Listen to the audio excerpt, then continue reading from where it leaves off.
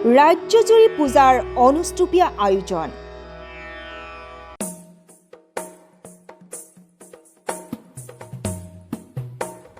কাইলৈ ষষ্ঠী। Covid protocol মানি দেৱী দুৰ্গাৰ আৰাধনাৰ বাবে সাজু হৈছে পূজা কমিটিসমূহ।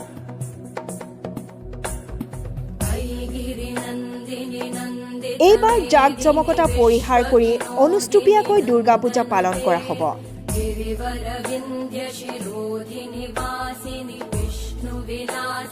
বহু পূজা কমিটিয়ে এইবাৰ মূৰ্তিৰ পৰিৱৰ্তে ঘট পূজা কৰিব।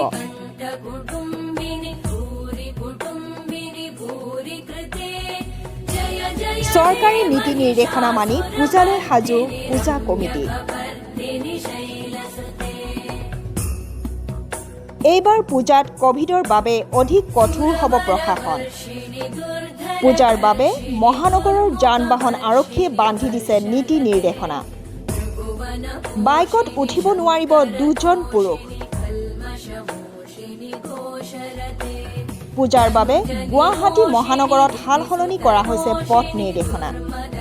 বেলতলাৰ পৰা জয়ানগৰ পথ ওৱান ৱে, জয়ানগৰ খানাপাৰাত পাৰ্কিং ব্যৱস্থা, ডক্টৰ RP ৰোডৰ পৰা গণেশ মন্দিৰ পথ ওৱান ৱে, শিৱালয়ৰ সন্মুখেৰে অহা বাহন হোলচেল পথেৰে যাব পাৰিব।